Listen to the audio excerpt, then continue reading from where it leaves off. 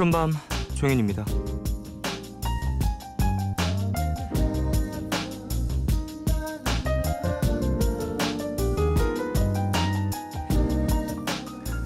이해한다 라는 말은 여러 상황에서 쓰이는데요. 보통은 누가 안 좋은 상황에 처했을 때 네가 어떤 마음인지 충분히 알지, 이해해, 이렇게 위로용으로 쓰이고요. 혹은 상대가 피치 못할 사정일 때, 그래서 조금은 이해가 안 되는 행동을 했을 때 네가 왜 그랬는지 나는 알지, 이해해, 이렇게 나는 네 편이다 어필하고 싶을 때도 쓰죠.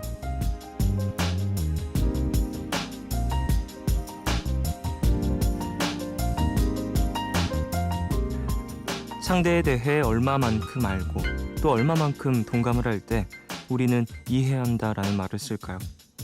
내가 그런 상황을 겪어봐서 다 알 때? 겪어보진 않았지만 그 심정이 충분히 상상이 될 때? 근데 가끔은 그런 생각도 듭니다. 깊이 느끼지 못하면서 입으로만 이해를 얘기하는 건 아닌가. 결국 누군가를 진심으로 이해한다는 건요, 단순히 머리로 아는 게 아니라 그 사람 마음 밑바닥까지 가서 바라봐야만 알 수 있는 거겠죠. 여러분은 어때요?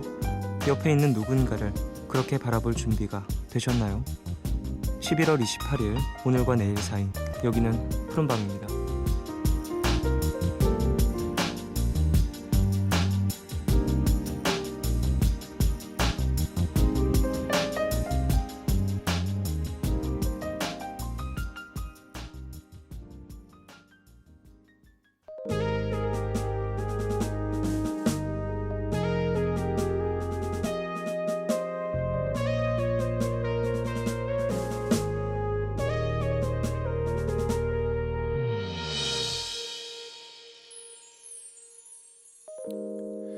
요즘 너무 추워서 잠을 잘 수가 없어.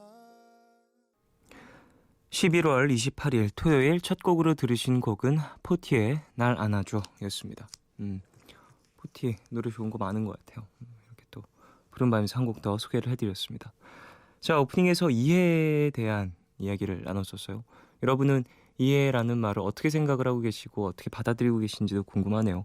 저는 글쎄 어떤 단어를 봤을 때 조금 사전적 의미 그리고 사회적 의미 뭐 그런 것들을 조금 파고드는 걸 좋아하는 편이고 좀 집착하는 수준이어서 이해라는 게 되게 쉽지 않은 거라는 걸 알고 있어서 쉽게는 말하지 못하거든요. 누군가한테 이해해 이렇게 얘기를 하는 게 쉽지는 않은 것 같아요. 그런데 그럼에도 불구하고 정말로 누군가를 이렇게 위로할 때는 많이 쓰는 것 같아요.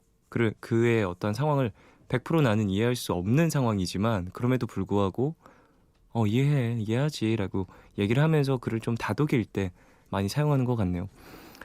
그래요, 이해라는 말 참 어렵죠. 그 사람의 어떠한 진실과 뭐 섭섭했던 마음과 등등등을 전부 다 이제 투명하게 알고 있을 때 이해한다라는 말을 할 수 있는 것 같다라는 생각을 많이 해서 쉽게 말할 수 없는 것 같은데, 사전적으로 의미를 좀 찾아보니까 이해라는 뜻이 되게 뭔가 모든 걸 깨달은 듯한 느낌의 의미를 주더라고요. 깨달아, 막 사리를 분별하여 해석함 뭐 이런 뜻이 있고, 저는 그래서 이해라는 말보단 인정이라는 말을 되게 좋아해요. 그러니까 내가 그 사람과 마음이 같지 않더라도 그래 인정하지, 그건 맞아 라고 이렇게 어느 정도 그것에 대한 확실히 어떠한 의미를 갖고 있는지 내가 알고 있다라는 의미로 좀 인정하는데 이런 식으로 많이 이야기를 하는 편입니다. 어떠한 일이 있을 때 이해한다는 말은 되게 어려운 말인 것 같아요, 사용하기가. 자, 오늘 토요일입니다. 미드나잇 스포일러 함께하고요. 영화 전문기자 신기주 기자님 모십니다. 오늘은 여자분들이 참 좋아하는 영화죠. 2편 골라왔어요. 잠시만 기다려주시길 바라고요. 3부에서는 너의 얘기 그리고 푸른밤 함께하니까 방송 중에 참여 원하시는 분들은 짧은 건 50원, 긴 문자와 사진 첨부 문자 100원이 추가되는 샵 8000번으로 사연 많이 보내주십시오. 무료인 미니 어플 카카오톡 메신저로도 참여 가능합니다. 그리고 이번 푸른밤에서 라이브 MBC 화음 공개 방송 진행되는 거 알고 계신가요? 12월 8일 화요일 오후 8시 상암동 MBC 골든마우스홀에서 열리고요. 홈페이지 들어오시면 신청 게시판 열려져 있습니다. 12월 1일 화요일 자정까지 신청받고 있으니까요. 신청글 많이 남겨주십시오. 푸른밤과 함께하는 라이브 MBC 화음은 다음을 통해 실시간으로도 보실 수 있습니다. 그리고 12월 15일 화요일에 라디오에서 들으실 수도 있으니까 많은 관심 부탁드리겠습니다. 푸른밤은 정화예술대학교, 인터파크 투어, 세종웰메이드, 다우닝 산업, 트랙스타, 롯데관광개발, 글로리아 교육재단, 생상, 베스킨라빈스, 퓨어그린, 환인제약, 평안 LNCPAT, 재능교육, 주식회사 하림, 속쓰리맨 갤포스, 삼보테크노타워, LG 베스트샵, 조이시티, KDB 대우증권과 함께합니다.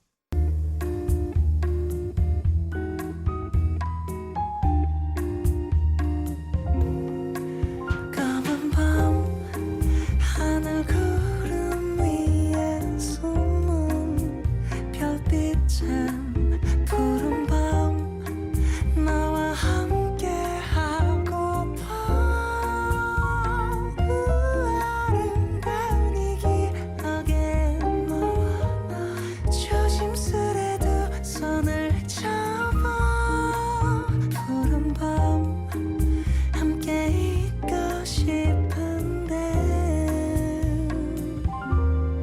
푸른밤 종현입니다.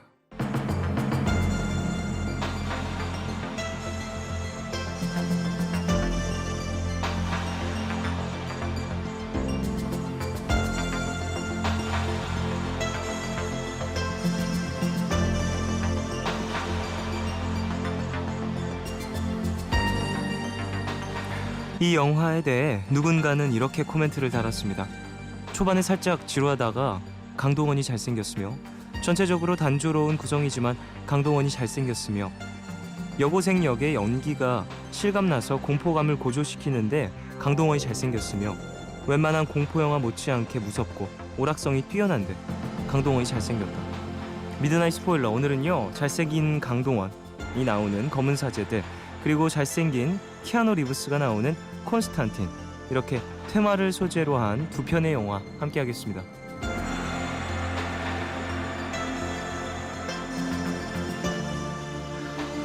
영화, 경영, 경제, 건축, 인터뷰 전문 기자 신기주 기자님 어서 오세요. 안녕하십니까? 네, 안녕하세요. 안녕하세요. 누가 대체 이렇게 얘기한 거예요? 저희 누나도 이렇게 얘기했어요. 이렇게 얘기하는 사람이 정말 많더라고요. 이런 거 보고 뭐라고 하는지 아세요? 뭐라고요? 강동원의 씨였다. 그렇네요.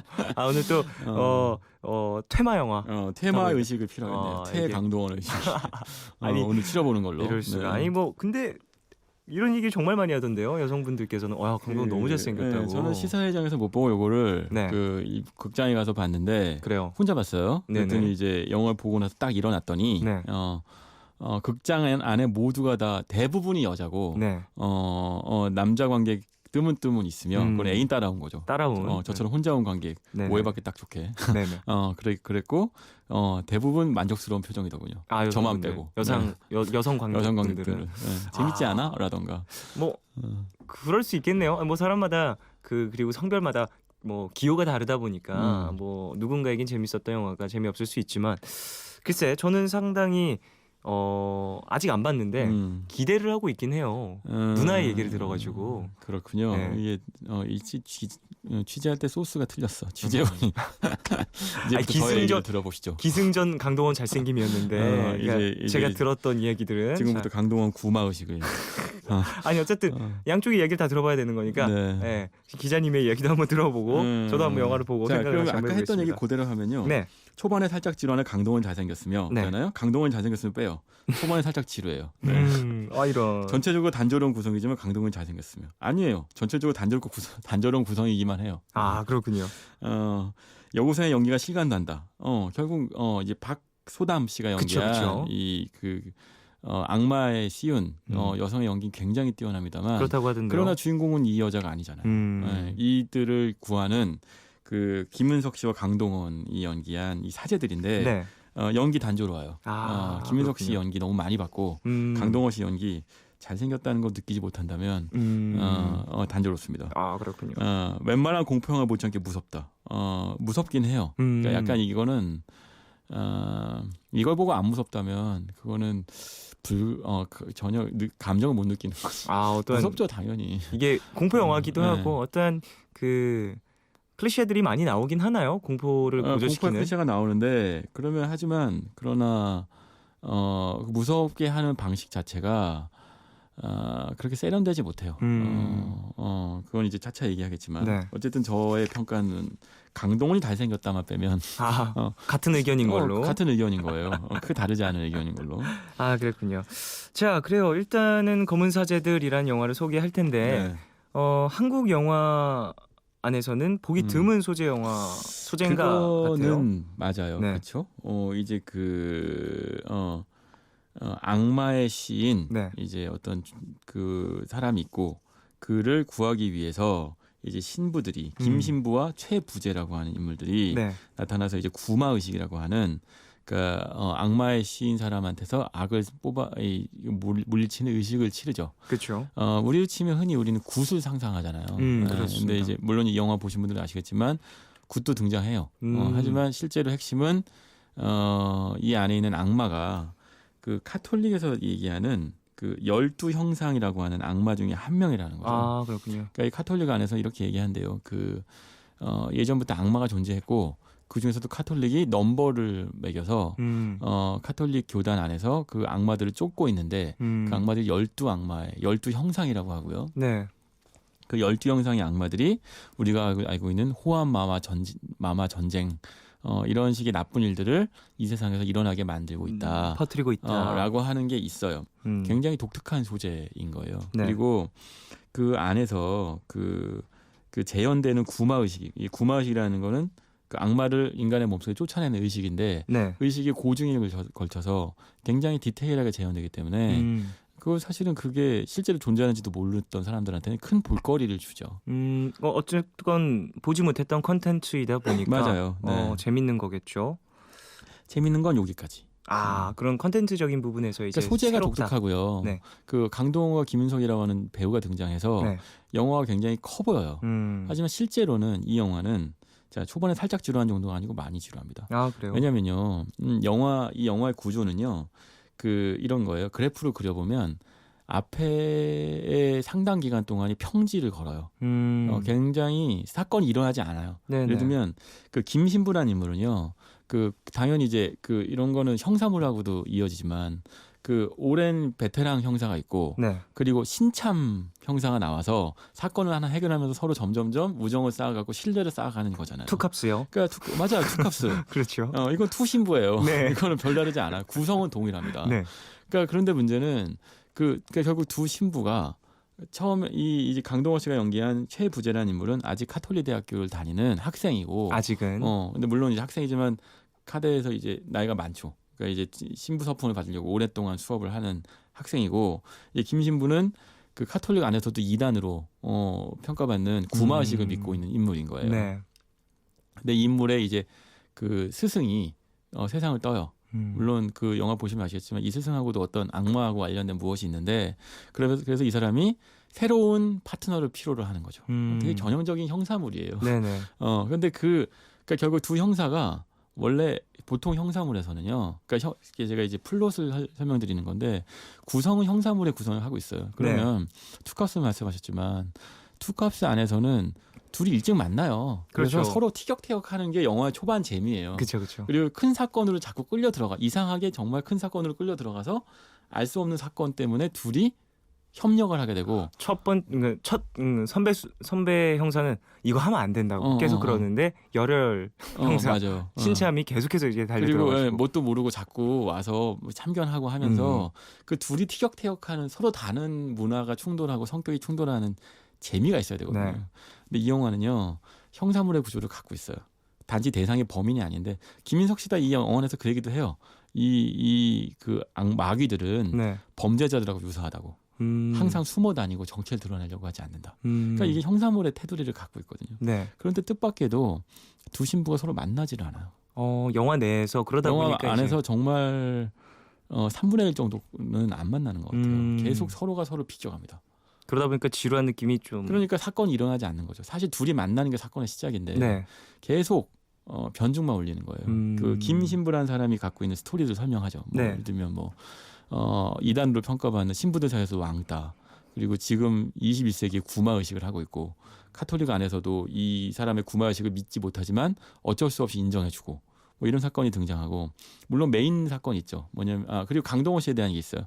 강동원 씨는 그 카톨릭 대학교 안에서 사고 뭉치. 그래서 그 합창 교황님 오시기 전에 합창 대회에 가기 싫어서 여기 이 구마의식에 참석하게 되는 엉뚱한 사고 뭉치. 네네. 이런 캐릭터 설명이 있지만 사실 그걸요 둘이 만나고 나서 설명해야 되거든요.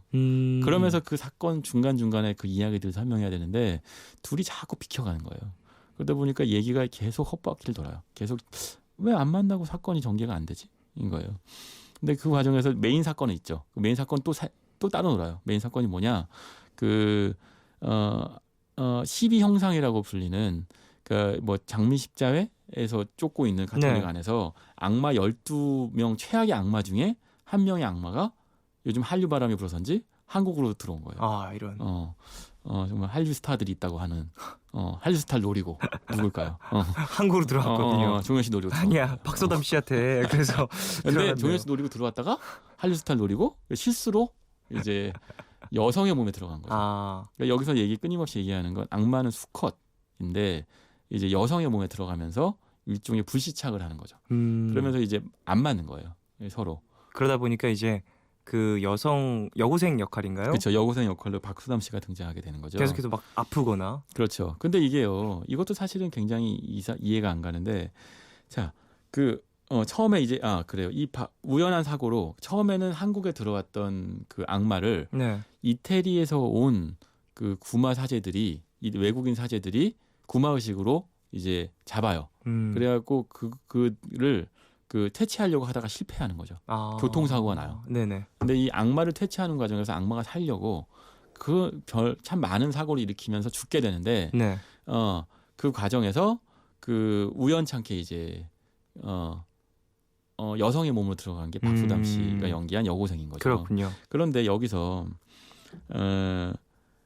구마의식을 치르게 되면 사람을 살릴 수 있느냐? 근데 이 영화에서는 이제 사람을 구하기가 어려운 상태인데 거기서 이제 김윤석이 씨가 연기한 김신부와 이 여고생과의 관계가 등장하거든요. 그러니까 무슨 얘기냐면 그 김신부가 왜 이렇게 이 여고생한테 집착하는지에 대한 개연성을 부여해 줘야 되는 거예요. 네네. 단지 그 구마의식이 미친 사람이라면 그러면 무당하고 다를 게 없죠.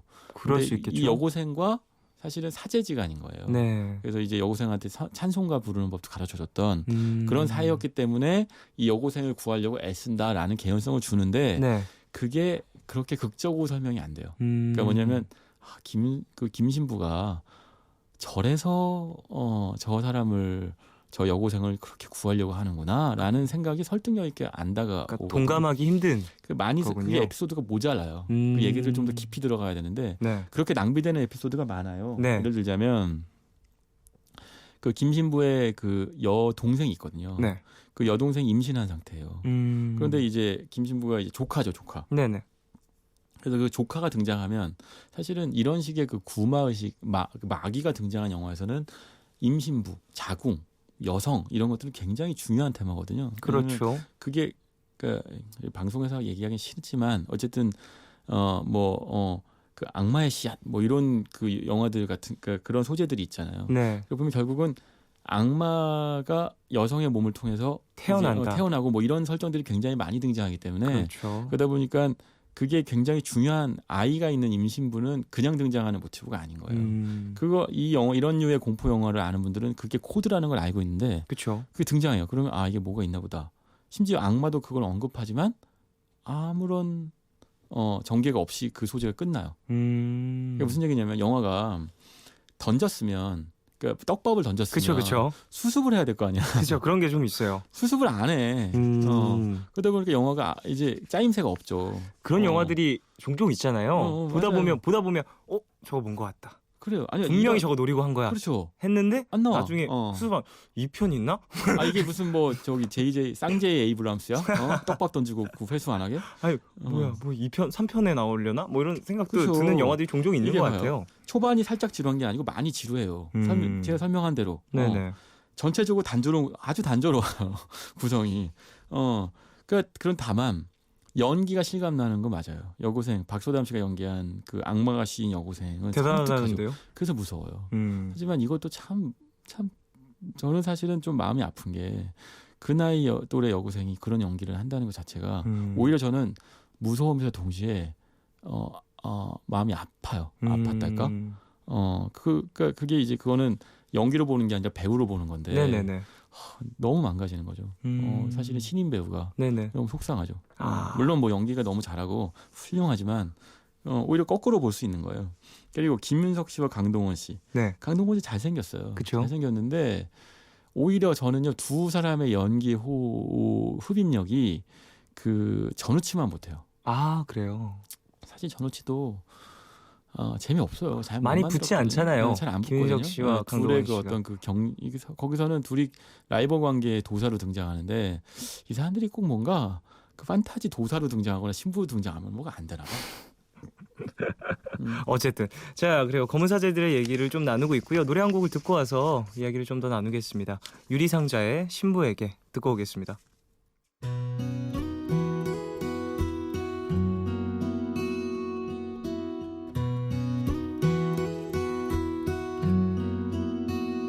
새하얀 드레스 수줍은 발걸음 꿈꾸는 설레임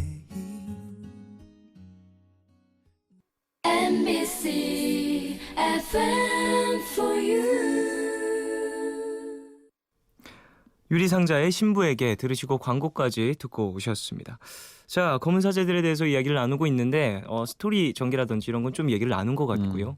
저는 아직 보진 않았지만 많은 사람들이 박소담 씨에 대한 연기 이야기한 거 정말 많이 들었거든요. 그래요. 이렇게까지 몸을 던졌는데 칭찬 안 하면 반칙이죠. 그리고 너무 잘했다고 하던데 대부분의 사람들이 그 영화 내에서 라틴어 하는 구간이 뭐 나온다면서요? 한국어, 중국어, 라틴어, 뭐 또 영어인가, 이태리어인가 하여튼 뭐 저는 뭐 한국어밖에 할 줄 몰라갖고 못 알아듣는 말들을 샬라샬라 하죠. 근데 그게 다 대부분의 사람들이 더빙으로 그래, 알고 있던데 그 굵직하고 섬뜩한 목소리 연기 네, 합니다. 직접 했다고 합니다. 그 정말 그 두 명의 남자 배우를 그냥 질리게 만들죠. 공포스럽게 만들고 네네. 충분한 피범벅 연기를 해내는데 네.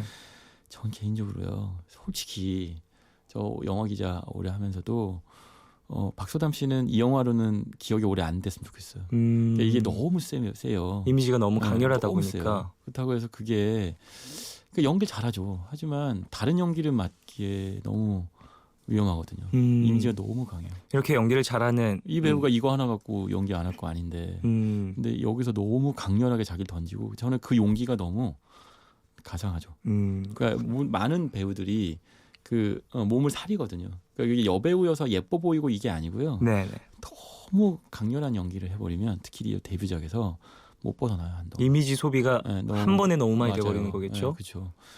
박소담 씨는 그래서 칭찬을 하고 있긴 한데요. 이 영화 내에서는 가능성을 보여줬고 다른 영화에서 진짜 이게 박소담이라고 얘기를 하고 싶어요. 네네. 오히려 거꾸로. 그러니까 그 얘기는 뭐 예를 들면 뭐 시상식에서 자꾸 이 연기가 척월하며 조연상 후보, 여우 조연상 뭐 이런 거 올리면 좋은데 네네, 상 물론. 받아도 남을 연기거든요. 그렇죠. 근데 그랬다가 이제 그걸로만 기억에 남아 굳어질까봐.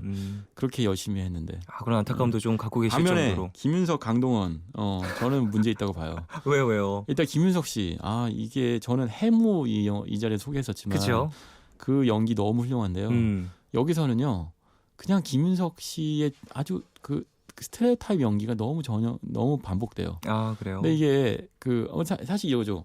예전에 최민식 씨가 얘기했는데 배우는 변신하는 로봇이 아니에요. 자기 틀거리 안에서 연기를 하기 때문에 그렇죠. 어떤 배우도 자기화시키고 자기 틀 안에서 재해석하고 변주를 할 뿐이에요. 네. 그러니까 김윤석 씨가 김윤석 씨 연기를 했다고 해서 욕할 수는 없어요. 그렇죠. 하지만 감독이 그 안에서 이 영화 안에서만 보여지는 김윤석이 어떤 걸 잡아내서 보여줘야 되는 거예요. 그게 김윤석을 쓰는 방법이죠. 김윤석 같이 좋은 배우를 갖다 놓고 김윤석의 다른 면모 뽑아내지 못해요. 그러니까 김윤석 씨는 김윤석 씨 다운 연기를 해요. 네. 뭐 도둑들에서도 그렇고 그 약간 한 발 떨어져서 툴툴거리는 듯한 연기 있잖아요. 그렇죠. 너 왜 그러냐? 뭐 이런 연기들을 하는데 그러면서 이제 그 김신부라는 인물의 네. 그 냉소적이고 네. 자신이 하는 일을 어느 누구도 믿지 않는다는 거에 대한 그 어떤 불안과 그러면서도 이 일을 할 수밖에 없는 숙명과 뭐 이런 것들이 이 복합적인 어떤 인물을 형상화돼야 되는데 내면이 안 드러나요. 이 김신부의 내면이. 뭔가 캐치를 못했다라는 걸 수도 있겠네요. 그러니까 제가 보면요, 그거를 김윤석 씨 연기를 해내려고 하는데 카메라가 그걸 못 쫓아가요. 못 잡아내요 그거를. 그러다 보니까 김윤석이라는 인물이 이 김신부라는 인물이 어떤 내면적 고통을 겪고 있는지 잘 안 드러나요. 그냥 단지 퇴마 의식을 하면서 사람들한테 이해받지 못하는 데서 오는 상처 같은 게 있는 정도는 네. 그냥 그거는 읽어서 알 수 있는 거죠.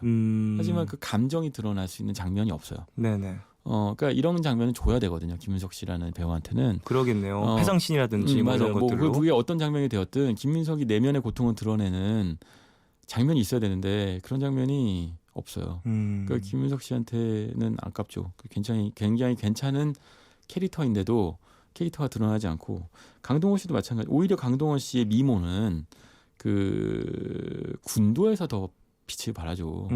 군도도 정말 군도에서 그 도포자나 날리는 칼부림은 야 남자는 내가 봐도 저거는 군도에서는 심지어 악역으로 나왔는데도 맞아요. 그 정의의 사도 같은 착한 느낌. 그 미모가 있잖아요. 예. 근데 이 영화에서는 오히려 강동원 씨가 그 형사물에서 보면 네. 아무것도 모르는 신참 형사 역할이기 때문에 약간의 코믹하면서 요절복통의 이런 역할을 해야 되거든요. 네. 그런데 상처가 있어요. 그 캐릭터가 이렇게 균형이 안 잡혀요. 상처가 있지만 겉으로는 쾌활하다인데 그걸 왜 숨겼는지 이 강동원 씨의 이 안에 있는 그 최부재의 과거가 있는데 이건 영화의 스포일러니까 다 얘기는 안 하겠지만 그 내면의 고통을 후벼파지도 못해요. 그렇다고 강동원 씨의 그 가벼운 연기가 제대로 사는 것도 아니고 이도 아닌 저도 아닌 거에서 왔다 갔다 하죠. 그러다 보니까 강동원 캐릭터가 좀 떠 있어요. 계속 영화 안에서 그래요? 떠 있다는 표현이 맞는데 영화 안에서 후반부나 가야 조금 자리 잡고 처음에는 웃기려고 하는 건지 상처가 있는 거를 좀 슬쩍 드러내는 건지 모르겠다 싶거든요. 차라리 강동원으로 이 모든 걸 끌고 가도 괜찮았어요. 차라리. 근데 강동원이라는 그 최부재가 이걸 끌고 갈 수 없거든요. 김신부가 존재해야 되기 때문에 그러다 보니까 이게 균형을 못 잡고 두 배우의 어떤 그 연출이 실패하죠. 저는 정말 그렇게 봅니다. 연출도 정말 중요한 것 같다는 생각이 다시 한번 드는 것 같네요. 영화라는 건 진짜 네. 쉽지 않은, 그러니까 영상을 담는 장르긴 하지만 정말 다 다른 감독은요 표현인 것 같아요. 시나리오를 쓰고 난 다음에 사람을 연출하거든요. 음. 그 다음에는 사람을 다루는 게 연출이죠. 근데 이 감독은 신인 감독님이세요. 장재현 감독님이신데 첫 번째 장편 영화고 2014년도에 전주국제영화제에서 12번째 보조사제라고 하는 네. 단편으로 그를 이전에 만들었고 그리고 나서 이 전주국제영화제에서 단편 경쟁 부문 감독상도 수상했어요. 그러면서 사실은 이런 소재에 관련돼서 천착해 온 분이신 것 같아요. 네. 신인 감독인데 굉장히 좋은 배우들로 굉장히 특이한 소재로 영화를 찍을 기회를 얻었죠. 네. 그러니까 사실 어찌 보면요, 강동원, 김윤석이 아니었으면 굉장히 소품인 영화예요. 그러니까 영화의 스펙타클은요, 네. 계속 명동 바닥을 헤매거든요. 영화의 어떤 그 주요 배경은 왜냐하면 거기 명동 성당이 있고 카톨릭의 본산이기 때문에 네네네. 명동 배경을 막 영화 바닥과 이거 오가요. 그런데 실제로 사건은 딱 한 가지입니다. 이 영화의 사건은 딱 하나. 그 여고생이 악마씨였고 그 악마를 퇴치하기 위한 구마 의식을 벌이는 구마 의식 자체가 큰 사건이에요. 그거 말고 사건이 사실은 없어요. 네네. 이 영화 안에. 그러니까 이게 이 영화의 함정이죠. 그러니까 굉장히 많은 사건이 있을 것 같거든요. 근데 사건은 없어요. 계속 돌아다니면 하고. 딱 그냥 그러니까 이게 사실은 좀 안타까운 지점이 있는데 제가 이제 콘스탄틴 얘기를 할 거잖아요. 네. 콘스탄틴은 사건이 많거든요. 콘스탄틴은 끊임없이 나오죠. 네, 오락 사건이. 영화이기 때문에. 네. 하지만 이거는 오락 영화라고 하기엔 사건이 너무 없어요.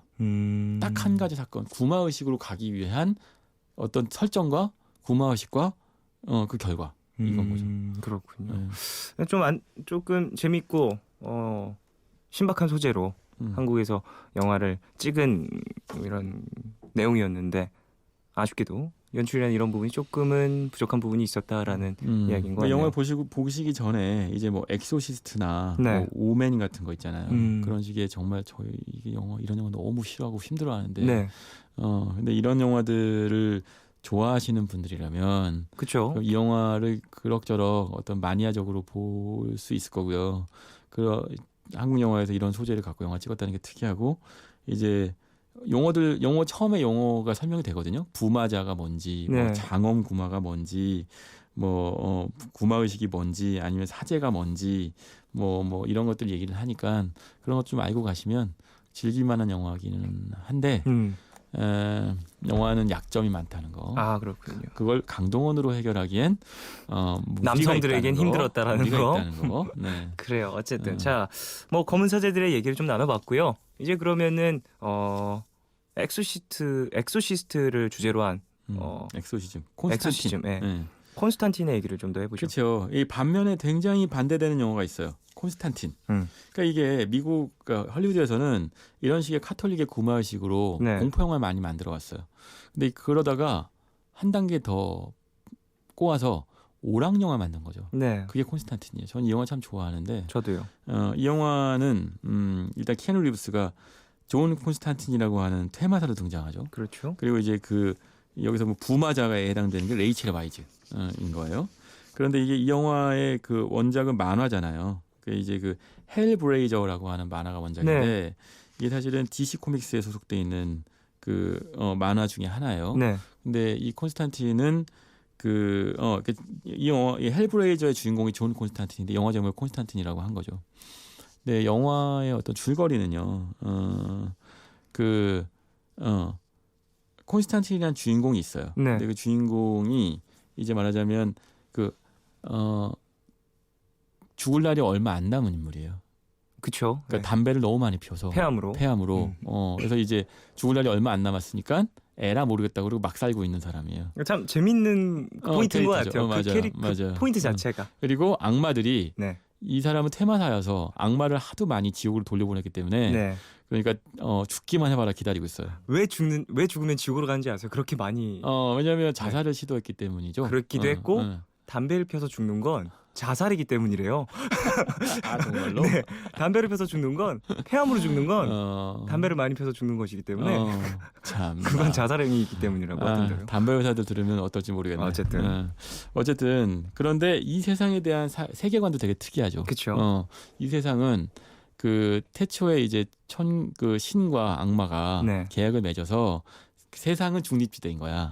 그래서 천국과 지옥이 있고 이 세상은 서로가 서로를 이제 인간을 유혹해서 악이나 저는 선으로 끌어들여서 결국 지옥으로 보내거나 천국으로 보내는 걸 시험하는 시험대인 거죠. 어떤 내기라고도 볼 수 있는 그렇죠. 거겠죠. 그러니까 서로 전쟁은 피한 대신에 인간을 두고 내기를 하고 장난을 치는 거고. 네. 근데 존 콘스탄틴은 특이하게도 그런 신과 악마 간의 게임 안에 인간이 노하다는 것 자체에 대해서 굉장히 냉소적이에요. 그러니까 신과 인간이 왜 사람을 갖고 장난치느냐? 니네가 뭔데? 라는 식의 아주 지옥에 갈 만한 생각을 하고 있죠. 그래서 지옥에 가게 되어 있고. 네. 그런데 이 사람한테는 또 타고 태어나기를 악마가 보이는 그러니까 결국 지구상에는 그 악마의 대리자와 그 천사의 대리자들이 나와서 네. 이제 이 안에서 서로 인간을 유혹하고 서로 싸우고 있는 거예요. 이건 거대한 전쟁터인 거죠.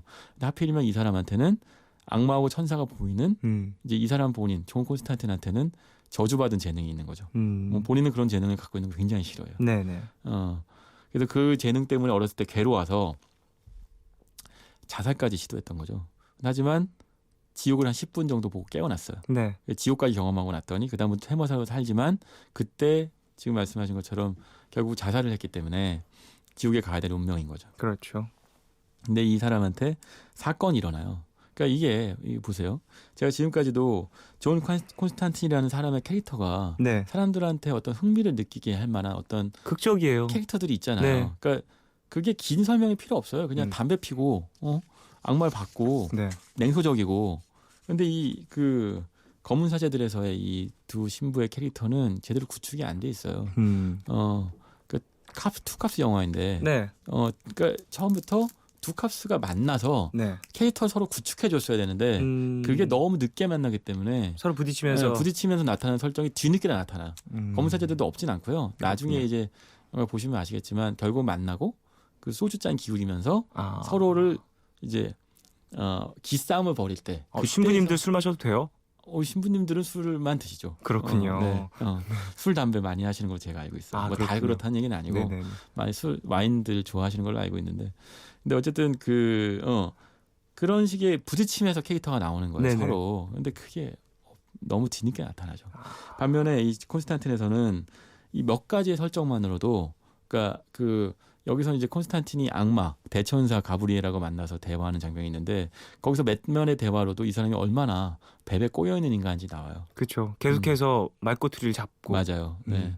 그러면서 이제 사건은 등장하죠. 레이첼 와이즈가 이제 악마의 아들, 그러니까 이제 그 디몬이라고 하죠. 그쵸. 악마의 아들을 루시퍼의 아들을 지구상으로 불러낼 수 있는 영매인 거죠. 그래서 근데 쌍둥이였던 거예요. 네. 한 명이 자살을 하니까 네. 그 영매 역할을 하지 않기 위해서 다른 영매로 레이첼 와이즈가 연기한 어떤 여자가 있고 그 여자를 구하기 위해서 이제 싸우게 되는 거죠. 상당히 이 영화는 저는 보면서 만화가 원작이라 그런지 오락성이 상당히 짙다라는 느낌을 많이 받았어요. 테마 의식을 하기 위한 어떠한 장비라든지 이런 것들도 참 재미있는 부분들이 많고요. 전체적으로 이제 CG 같은 부분들도 상당히 눈을 즐겁게 만들어주는 그런 요소들인 것 같습니다. 그렇죠. 그러면서 이제 다양한 악마들과의 어떤 싸움과 그 안에서의 어떤 악마와 천사들 간의 내기와 네, 액션과 이런 것들이 되게 가미돼 있잖아요. 네, 물론 검은 사제들보다는 훨씬 더 규모가 큰 영화이긴 하지만 네, 이야기의 사건들이 굉장히 오락적으로 구성이 되어 있죠. 그러면 사람들이 그러니까 이 영화가 크게 흥행하지 못했어요. 그러니까 기대만큼. 그렇군요. 그러니까 혹편이 안 나왔거든요. 하지만 결국은 나중에 이제 미드로 만들어져 갖고 미드로도 지금 만들어지고 있죠. 그리고 사실 이게 만화 원작에서만 등장하고 드라마나 영화에서 등장하지 않는데 네, 이 콘스탄틴은 사실 영화 안에서요. 그러니까 악마도 상대할 수 있고 천사도 상대할 수 있는 중립지대에 있는 인물이잖아요. 그렇죠. 중간적인 인물이거든요. 네. 그래서 사실은 이 사람의 성적 지향성도 양성애자예요. 바이섹슈얼. 그 만화 안에서도. 콘서트에서는? 그러니까 때 필요하면 남자하고도 만나고 필요하면 여자하고도 만나는. 네네. 그러니까 이게 설정 자체가 굉장히 섹시하고 복잡하게 되어 있고요. 캐릭터가. 그러다 보니까 이 콘스탄틴을 DC 코믹스에서 슈퍼맨, 배트맨 좋아하는 사람 많지만 네, 콘스탄틴 마니아들이 있죠. 네. 그래서 그 안에 그 복잡한 세계관 때문에 그래도 현실과 이어지는 세계관 덕분에 헬브레이저 저도 굉장히 좋아하거든요. 근데 이게 거기에 또 종교성이라는 게 존재하는데 종교성의 무게를 굉장히 덜어냈어요.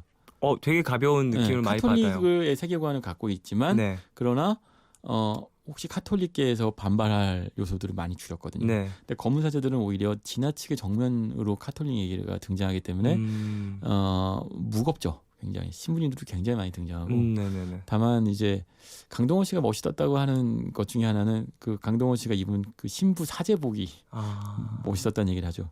사제복이 주는 정갈함이 있는데 네, 그게 예전에 그 키아누 리브스가 네, 그 매트릭스에서 입고 나왔어요. 매트릭스 그렇죠, 3편에서 그렇죠. 보면 네. 점점점 옷이 신부의 사제복처럼 변해가잖아요. 새까매지고 한 부분만 하얘지고 하고 그리고 길게 사제복으로 등장하는데 여기서 그 강동원 씨가 사제복을 입고 다니죠. 그 길게. 근데 일종의 전투복이긴 한데 네. 그런 것들이 볼만한 점입니다. 사실 키아누 리브스의 연기에 대해서 얘기를 해보고 싶은데 외국에선 키아누 리브스의 연기를 싫어하는 사람이 정말 많다고도 하던데요. 그게요. 키아누 리브스가 그러니까 매트릭스나 또는 콘스탄틴처럼 작품운이 좀 있는데 하지만 캐릭터들이 굉장히 유사하죠. 그러니까 슈퍼 액션 히어로에서도 그러니까 그래요. 이거를 누가 비교해야 될까? 로버트 다우니 주니어가 비교할 수 있겠는데 그 로버트 다우니 주니어는 그 히어로를 자기화 시켰는데 키아누 리브스는 완벽하게 자기화시키지 못하는 것 같아요. 그런 점 때문에 조금 사람들의 어떠한 평가가 좀 낮을 수 그리고 있겠다. 리브스의 정성기는 역시 폭풍 속으로 이후에 매트릭스까지 이어지는 90년대 후반부터 2000년대 초반까지니까 그게 콘스탄틴에서 과연 키누 리브스가 좋은 그 캐스팅이었는지는 저도 의문이 되긴 하네요. 아 그렇군요. 하지만 그 타이 메고 나오는 그 정장 차림에 콘스탄틴을 재현해서 저도 사실은 이 콘스탄틴 액션 피규어가 하나 있거든요. 영화 그래요? 속 액션 피규어. 아 근데 되게 멋있긴 해요. 비주얼적으로 너무 멋있어요. 영화에서 보면 그거 있죠. 그 지옥에 들어갔다가 아 그 가슴에 있는 성술 터트리고 네. 나오는 그 장면에 액션 그거 피규어가 있거든요. 너무 제가 멋있잖아요. 전 세계 1000개 중에 하나 있는 것 같아요. 신지 기자님 그런 것도 자랑. 또 모으시고 자랑. 어쨌든 그래요. 자랑질. 아, 그런 거 있는 건 되게 건전한 뭐랄까 취미 생활인 것 같아요. 그런 걸 갖고 있는 것 자체가 좀 그렇죠. 부럽긴 하네요. 어쨌든 자 콘스탄틴과 검사제들의 이야기를 좀 해봤어요. 한국의 테마 영화 그리고 외국의 테마 영화 이렇게 두 가지를 좀 둘 수 있을 것 같은데 색채와 오락성 뭐 이런 것들 되게 많이 다르긴 한데요. 비교를 해보자면 어떨 수 있을까요? 이건 색채와 오락성. 두 영화를 놓고 보면요. 검은 사제들은 한국에서 만들 수 있는 오컬트 영화, 그러니까 이 그 테마 영화의 전형 일단 아직은 여기까지인 것 같아요. 그러니까 콘스탄틴처럼 이거를 꼬아서 오락적인 요소까지 넣기까지는 아직은 이런 소재를 많이 다뤄본 경험이 없는 거죠. 그렇군요. 다만 장르의 어떤 외연을 확대했다는 점에서는 네. 검은 사제들은 충분히 가능성이 있고 흥행이 일정 정도 되기 때문에 이런 류의 영화들 혹시 속편이라도 나오면 충분히 가능한 영화일 수 있다고 봐요. 좀 더 이제 뭐 한국 관객들에게도 이런 소재 그리고 그렇죠. 영화들 그러면 이제 알렸으니 이 투캅스 그러니까 테마판 투캅스가 되는 건데 가능할 수 있다고 봐요. 그 대신 빨리 만나야 된다. 대신에 이제 만났으니까 이제는 좀 네. 더 둘 사이의 관계를 좀 더 부각시켜 줘야죠. 드러내주고 김신부의 과거도 좀 나와주고 김신부의 과거 거의 안 나왔거든요.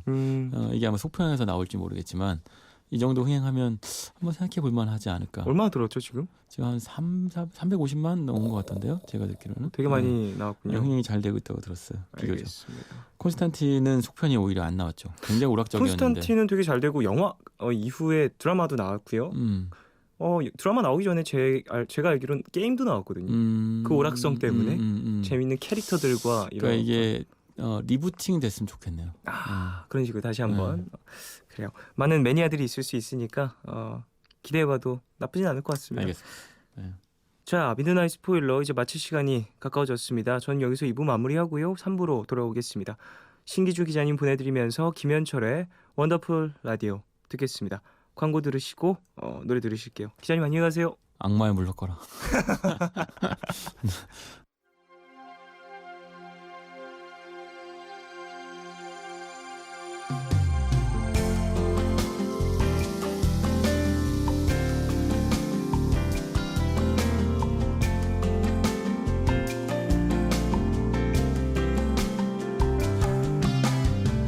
정말 오랜만이야.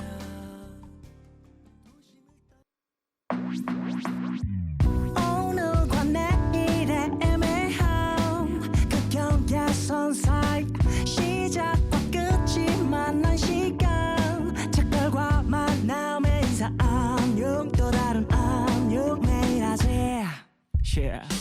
널 보면 난 푸른 밤을 상상하네 널 보면 난 푸른 밤을 상상하고 들어줄래 네 듣기에 내가 속삭여줄게 마치 보석을 담은 듯 반짝빛이 나는 푸른 밤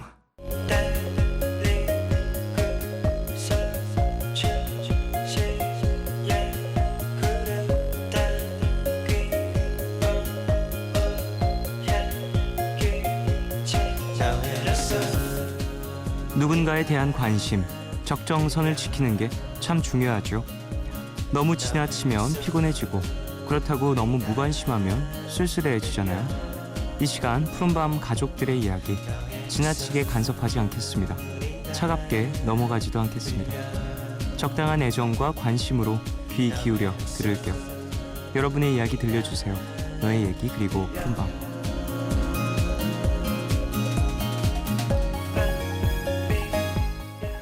이 시간 참여 원하시는 분들은요. 푸른밤 홈페이지 사연과 신청곡 게시판에 글 남겨주세요. 손편지도 기다리고 있습니다. 서울시 마포구 성암로 267 MBC FM 푸른밤 종현입니다. 앞으로 보내주시면 돼요. 자, 그럼 여러분이 보내주신 이야기 만나볼까요?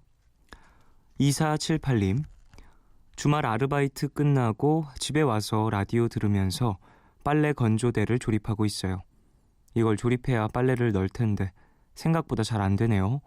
럼블피쉬의 그대 내게 다시 들려주세요 라고 보내주셨습니다. 이 곡이 리메이크 곡이잖아요. 럼블피쉬가 리메이크한 곡이잖아요. 이제 리메이크하면서 또 젊은 친구들한테 참 많이 알려지고 라디오에서도 참 럼블피쉬 버전으로 많이 나가는 걸로 저는 기억을 해요. 그래서 그리고 편곡을 참 잘해서 이게 듣기 너무 좋더라고요. 저도 학생 때 나왔던 걸로 기억을 하는데 학생 때였는지 들으면서 와 너무 좋다라는 생각을 많이 해서 원곡도 다시 한번 찾아 듣고 그랬던 기억이 납니다. 한슬기님, 정말 잠들기 싫은 밤이네요. 주말은 항상 그런 것 같아요. 시간이 아까워요.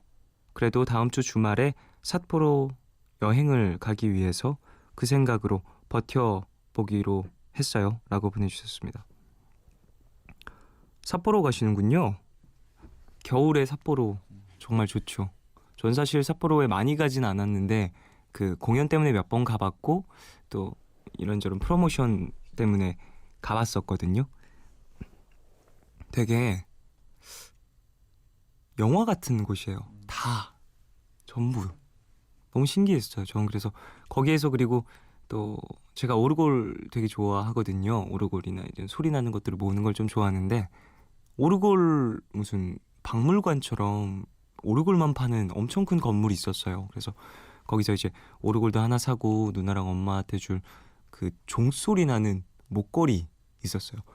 종 모양이 아닌데 이제 구슬 같은 게 이렇게 이제 큐빅처럼 이렇게 크게 있거든요. 근데 그게 흔들면 소리가 나는 거예요. 종소리가. 그래서 너무 예뻐서 네, 그걸 샀었던 기억이 갑자기 나네요. 잘 다녀오시고요. 좀 한국보단 추울 테니까 건강 잘 챙기시고. 자, 노래 한 곡 듣겠습니다. 럼블피쉬의 그대 내게 다시 듣고 오겠습니다.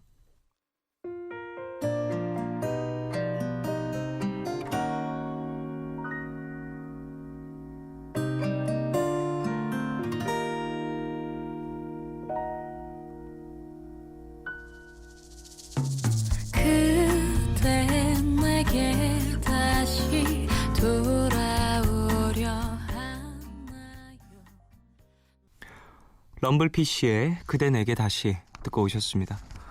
푸른밤 가족들 사연 계속해서 만나보겠습니다. 8750님, 요즘 저녁을 먹고 산책을 나갔는데요.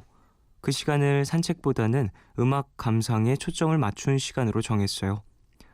늘 음악은 뭔가 배경으로 생각을 했었는데 음악 자체에 집중하는 시간도 좋더라고요. 요즘 빠져있는 루시아의 외로워본 듣고 싶어요 라고 보내주셨습니다. 이 노래 좋죠. 루시아 씨 목소리도 너무 좋으시고 예전에 한번 푸른밤 나와주신 적 있었거든요. 그때 말씀도 너무 잘하시고 해가지고 좀 깜짝 놀랐었던 되게 청순한 느낌을 많이 갖고 계신 그런 분이시고 산책 그리고 음악 감상 동시에도 너무너무 좋지만 음악 감상에 좀 더 초점을 맞추셨다고 하니까 그래요. 이 좀 날씨도 많이 추워졌고 산책을 나가기에는 조금 몸이 굳어 있을 수 있는 시간과 계절이니까 가볍게 음악 들으시면서 시간 보내시는 것도 나쁘지 않을 것 같습니다. 저 같은 경우에는 산책은 잘 안 다니고요. 네. 그냥 집에서 이렇게 누워가지고 음악 듣거나 그러는 경우들이 많은데 음악을 이렇게 막 집중해서 듣는 시간들도 있지만 조금 이렇게 쉴 때는 누워가지고 멍하니 이제 천장 보면서 듣고 있는 것 같아요. 무엇에도 집중하지 않은 시간 있죠. 되게 무엇에도 집중하지 않고 뭔가 되게 남아있는 듯한 이렇게 침대에 이렇게 푹 빨려 들어간 듯한 느낌과 함께. 김조윤님, 어제 드디어 처음으로 적금을 탔어요. 일을 시작한 지는 3년 됐는데 돈 모으기가 쉽지 않더라고요. 그래서 적금을 붓다가 중간에 많이 깼거든요. 근데 정말 한 번만 타보자는 마음으로 1년 동안 꾸준히 부었네요. 갑자기 수중에 목돈이 들어오니까 기분이 좋아요. 아, 이걸로 뭘 하죠? 윤현상의 밥 한 끼 해요. 틀어주세요 라고 보내주셨습니다. 아, 수고하셨습니다. 사실 적금 진짜 쉽지 않잖아요. 그 또 매달 넣어야 되는 돈이 있고 나의 어떠한 이 생활도 유지를 해야 되는데 그런 것에서 또 적금에 또 투자를 하신 거니까 노력에만 대가를 딱 받으신 거고, 사실 목돈도 중요하지만 이걸 내가 이제 잘 모아냈다라는 뿌듯함도 큰 것 같아요. 적금 같은 걸 타게 되면. 그래요, 조윤 씨 수고하셨고요. 일단 밥 한 끼를 든든하게 거하게 드시길 바라겠습니다. 이거 적금 같은 거 타면은 가족들과 함께 크게 한번 먹어야 되는 거 아닌가요? 8339님, 쫑디, 계획하지 않았는데 둘째를 임신했어요. 첫째한테 좀 더 사랑을 주고 싶었는데 아직 돌도 지나지 않았는데 둘째가 생겨서 조금 안타깝긴 하지만 기쁘게 생각해야겠죠? 라고 보내주셨습니다. 일단 축하드리고요. 기쁘게 생각하세요. 그래요. 새로운 생명이 또 찾아오는 거니까. 첫째와 둘째가 나이 차이가 많이 안 나니까 또 함께 이제 커가면서 고루고루 사랑을 주시면 되지 않을까라는 생각도 들고, 사실 저는 아직 아이를 갖지 않아서 결혼도 못했고 그래가지고 어떠한 이야기를 좀 드려야 될까 정확히는 잘 모르겠지만 일단은 축하드리고 싶고요. 건강하게 몸조리 잘 하시라고 이야기를 좀 드리고 싶습니다. 그래요. 축하드리고 첫째, 둘째 다 건강하게, 그리고 가족 모두가 행복하고 즐거우시길 바라겠습니다. 자, 윤현상의 밥 한 끼예요. 그리고 루시아의 외로워 본 두 곡 듣고 오겠습니다.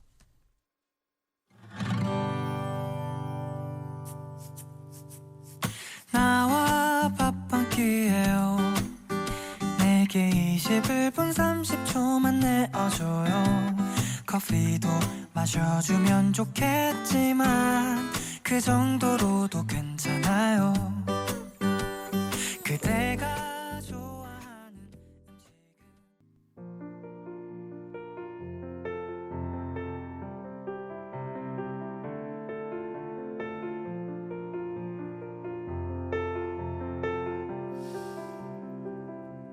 석양이 타는데 뜨겁게 들이우고 불붙은 구름이 윤현상의 밥 한 끼 해요. 그리고 루시아의 외로워 본 두 곡 듣고 왔습니다. 너의 얘기 그리고 푸른밤 함께 하고 계세요. 6616님, 편의점에 아르바이트를 하다가 아저씨라는 소리 들었네요. 저 아직 20살인데 어린애도 아니고 저보다 나이 많아 보이는 여자한테 들었어요.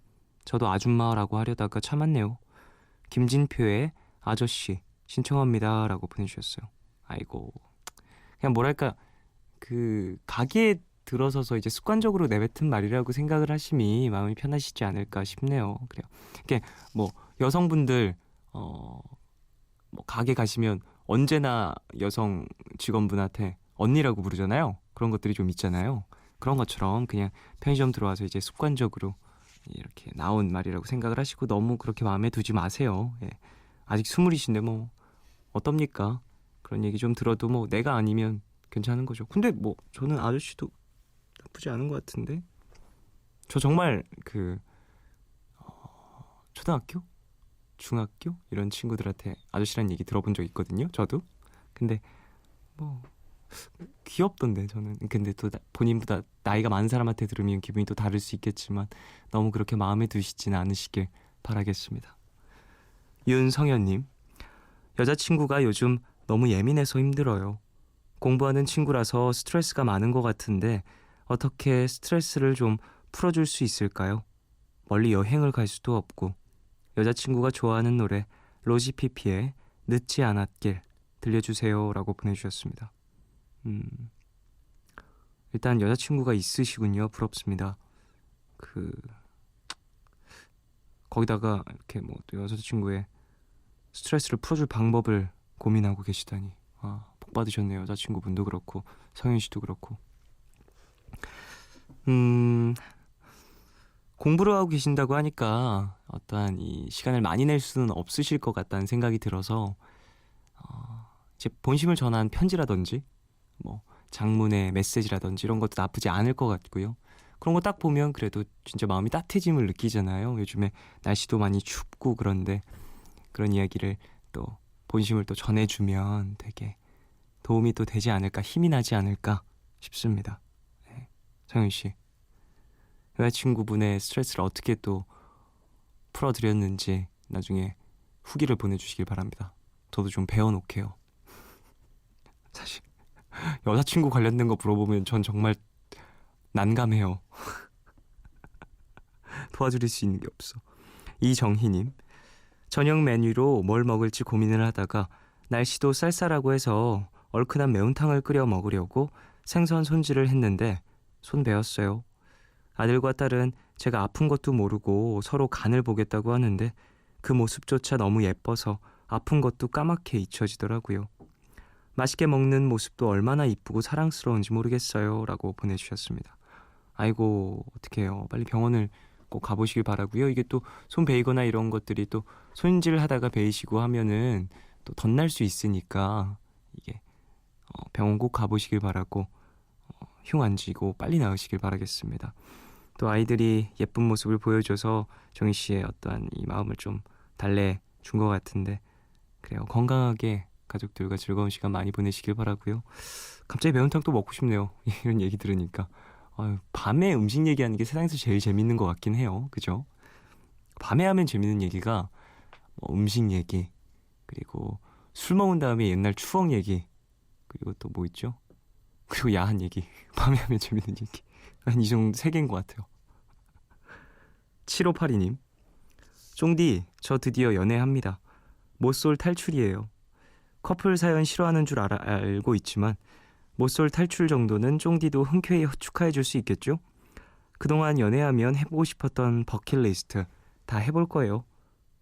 김장현, 너 딱 걸렸어 라고 보내주셨습니다. 아, 장현 씨와 만나시는군요. 그래요. 예, 축하드리고요. 예. 커플 사연 뭐 이제 별로 싫지도 않고요. 예. 모쏠 탈출 축하드리고요.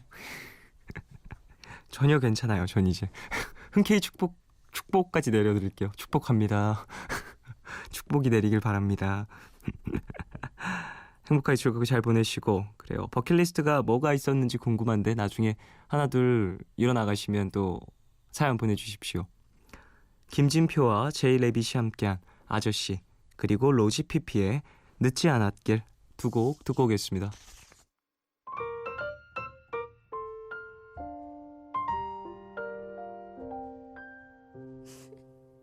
아저씨 이상해요 내 맘이 왜 이렇죠 생각만 해도 가슴이 마구 두근두근 또 뛰는걸요 아저씨 사랑해요.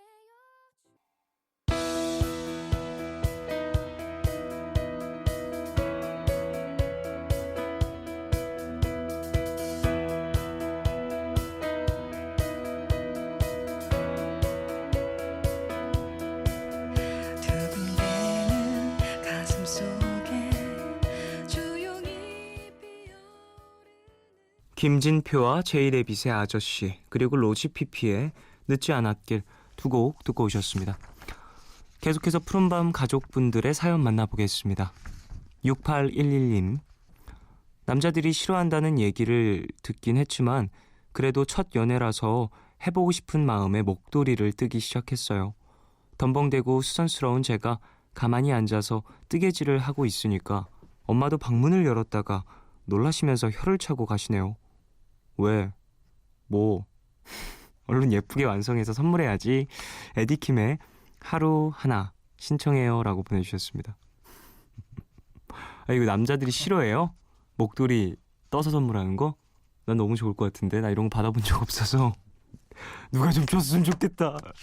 여자친구가 주면 진짜 행복할 것 같은데. 아우, 야, 이런 거 받으면 진짜 너무 좋지 않아요? 너무 좋을 것 같은데? 날 생각하며 떠준 거 아니야. 막 혼자 생각을 하면서 이제 사이즈, 목도리는 사이즈까지는 생각을 안 해도 되겠다. 스웨터 같은 경우에는 사이즈도 맞춰야 되고 그러니까. 근데 좀 어렵겠죠? 되게 그런 것들. 저 중학교 올라가기 전에 이제 6학년 겨울방학 숙제로 이제 목도리 뜨는 게 숙제였던 기억이 있거든요. 겨울방학 숙제. 저 되게 열심히 했었던 기억이 나는데 어떻게 하더라 이렇게 줄 넘기고 깠다가 빼서 기억이 안 나네요. 그다음 한번 코 한 번 풀리면 이제 두루루루 다 풀려서 멘탈 붕괴 오고 잘 만드셔서 예쁘게 뜨셔서 또 남자친구분에게 주시길 바라겠습니다. 분명 좋아할 거예요. 누가 싫어한대요. 이런 거 좋아하죠. 9048님 2-3년간 핑크, 카키, 금발 등 밝은 머리색을 유지하다가 어둡게 염색을 했어요. 최근에 회사를 그만둬서 면접 보러 다닐 겸 바꾼 건데 생각보다 너무 새까맣게 염색이 돼서 당황했네요. 원래 머리도 자연 갈색이라 흑발은 태어나서 처음이거든요. 나름 기분 전환 효과도 있지만 봐도 거울 속 제가 낯설어요. 수상한 커튼에 보름달 신청해요 라고 보내주셨습니다. 그죠. 이게 또 오래 시간 동안 머리색 혹은 한 가지 스타일을 유지하다가 딱 바꾸면 다음날 아침에 거울 보면 깜짝 놀라요. 저도 자주 그랬거든요. 머리색 바꾼 다음에 아침에 일어나면 진짜 깜짝 놀라요. 뭐야 누구세요? 거울 보면서 그래요. 예. 원래 또 자연갈색이시라고 하니까 이런 흑발이 또 어색하실 수 있겠지만 그런 것도 좀 해보고 그러면서 좀 새로운 스타일도 또 하나 찾아 나가고 그러는 거 아닐까 싶습니다. 면접 보러 다니신다고 했는데 좋은 결과 있으시길 바라고요. 그래요. 노래 들어보겠습니다. 에디킴의 하루 하나 그리고 수상한 커튼의 보름달 두 곡 듣고 올게요.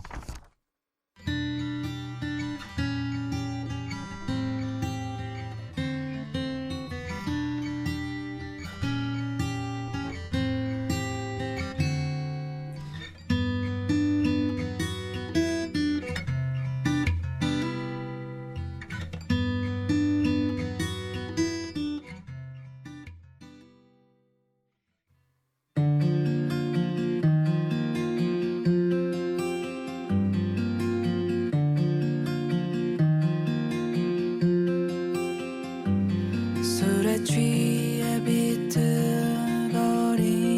걷다 문득 올려다본 하늘엔 나를 에디킴의 하루 하나 그리고 수상한 커튼의 보름달 두 곡 듣고 오셨어요. 너의 얘기 그리고 푸른밤 함께하고 계십니다. 4483님 수시 합격하고 잉여 생활 중인 고3이에요. 공부할 땐 그렇게 읽고 싶은 책도 많고 하고 싶은 것도 많았는데 요즘 그냥 가만히 있는 게 제일 좋아요. 근데 아까운 이 시간에 이러면 안 되겠죠? 정재영의 러닝 신청합니다 라고 보내주셨습니다. 글쎄 가만히 있는 게 좋으면 조금은 여유를 부려도 될 때인 것 같아요. 예. 너무 그렇게 바쁘게 계속해서 지내시다 보니까 잠깐 쉬는 이 시간이 되게 어색하게 느껴지면서 뭔가를 해야 돼 막 이렇게 생각을 할 수도 있겠지만 가만히 있다가 이제 좀 더 마음이 내킬 때 책도 좀 많이 읽으시고 영화도 보러 다니시고 그러시는 게 좋지 않을까 생각을 합니다. 전 개인적으로는 그래요. 몸이 움직일 때 또 움직여줘야 추억도 많이 생기고 또 재밌는 일들도 많이 또 벌어진다고 생각을 하니까요. 수고하셨어요 4483님. 자 홍미영님 소개팅한 남자랑 첫 만남에 아침까지 놀다가 헤어졌는데요. 술 마시고 노래방 가서 노래 부르고 분위기는 나쁘지 않았는데 이틀이 지난 지금까지 애프터 신청이 없네요. 그냥 자기 흥에 취해서 놀았던 걸까요? 저는 마음에 드는데. K-윌의 그립고 그립다 신청할게요 라고 보내주셨습니다. 본인이 먼저 해보시는 것 어떨까요? 마음에 드셨다면. 그리고 또 오랜 시간을 또 하루 또 많이 보내셨으니까 그 이후에 또 어떠한 재밌는 얘기를 나눴는지 헤어진 후에 번호는 알고 계실 것 같은데 그 이후에 또 어떤 얘기를 나눴는지도 중요할 것 같고 분위기 나쁘지 않았다고 하니까 먼저 연락을 좀 해보시고 좀 유도를 해보시는 것도 나쁘지 않을 것 같은데요. 소개팅은 안 해봐서 사실 어떤 느낌인지는 잘 몰라요. 그래도 사람 만나는 게 다 비슷비슷한 거긴 하니까 마음에 드는 사람이 표현을 하는 건 나쁘지 않잖아요. 좋잖아요. 그게 전 좋거든요. 네. 마음에 드는 사람이 먼저 이렇게 얘기하는 게 그러면은 좀 상대방도 동할 수 있으니까요. 자, 노래 두 곡 듣고 오죠. 정재영의 Running 그리고 K-윌의 그립고 그립고 그립다 두 곡 듣고 오겠습니다.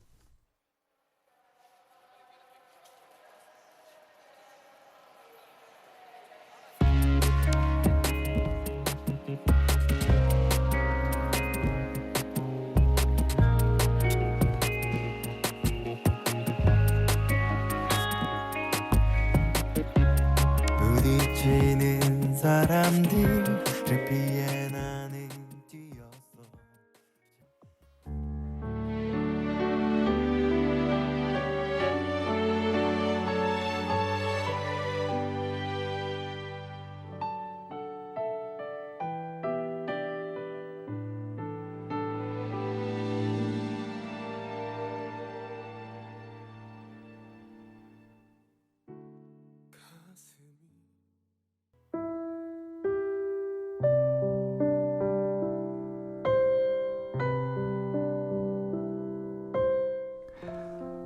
저는 되게 감정적인 사람인데요.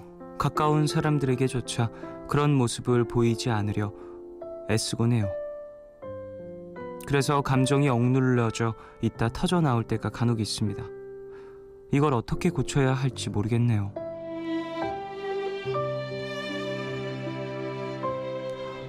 (9785님을) 위한 포춘쿠키 메시지. 감정을 억누른다는 게 꼭 입을 다문다는 뜻은 아니라고 생각을 해요.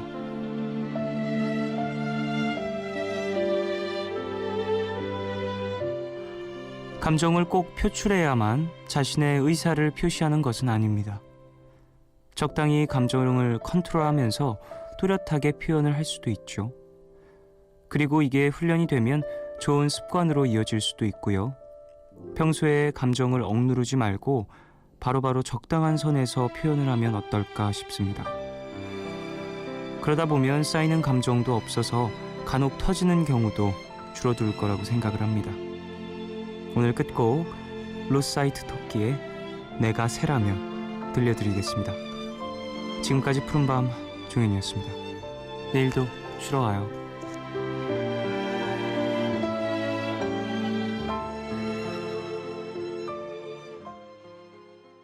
내가 새라면 내 방 창문과 너무 가깝지 않은 나무 위에서 지저귀겠어. 어렴풋이만 내가 온 걸 기분 좋게